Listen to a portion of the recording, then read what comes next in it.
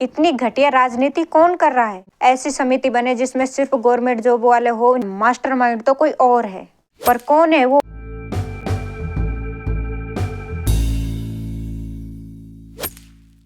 अब ये अफवाह कौन फैला रहा है कि मैं अपने परिवार के खिलाफ हूँ? इतनी घटिया राजनीति कौन कर रहा है? जय भीम सभी बहन भाइयों को। मैं आपके समाज की बेटी राधिका जोनवाल।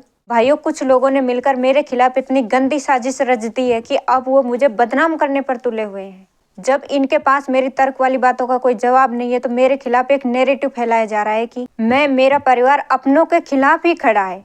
मुझे तो हैरानी होती है कभी कभी ये सोच कर कि आप सच में पढ़े लिखे हो भी या नहीं। किस वीडियो में बोला मैंने कि मैं इस व्यक्ति का विरोध कर रही हूँ? ये है मास्टरमाइंड? दिखाओ मुझे।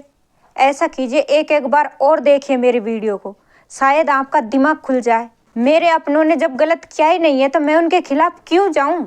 और जो मेरे परिवार को बोल रहे हैं कि अपने भाई बंधुओं के खिलाफ क्यों जा रहे हो, स्पेशली मेरे ताया ससुर जी के खिलाफ। पर मेरे ताया ससुर जी तो बहुत अच्छे इंसान हैं। वो ऐसी सोच नहीं रखते जिससे समाज बटे।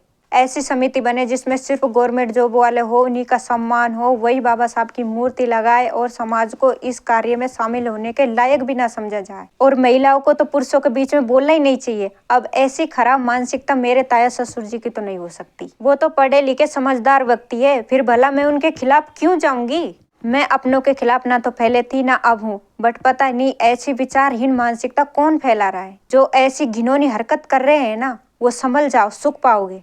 और जो ये अफवाह फैला रहा है कि ये सारा किया धरा मेरे ही परिवार के लोगों का है, उन्होंने समाज को बांटने का कार्य किया था, तो आप साबित कीजिए।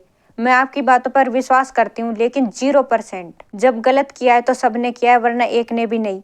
पर्सनली कोई अपने ऊपर ना ले। मेरा परिवार किसी एक व्यक्ति के खिलाफ ना तो पहले था ना अब है। मुझे तो बस उस मास्टरमाइंड का नाम जानना है जिसने समाज को बांटने का कार्य किया। किसका दिमाग लगा था कि सिर्फ गवर्नमेंट जॉब वालों की एक कमेटी होगी, उन्हीं का सम्मान होगा और वही समाज के कर्ता धर्ता है।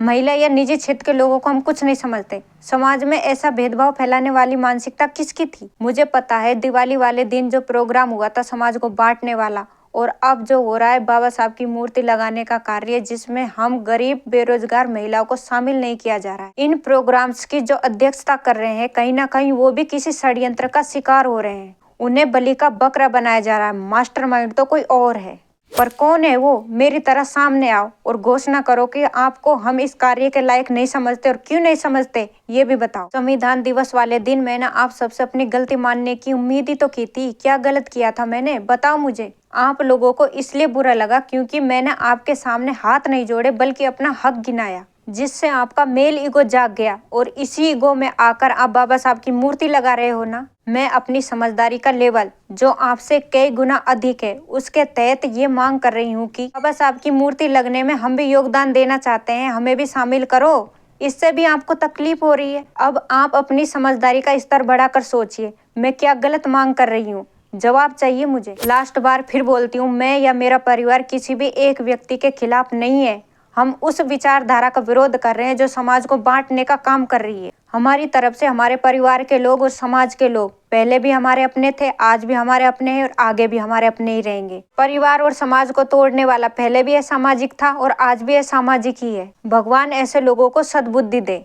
जय भीम।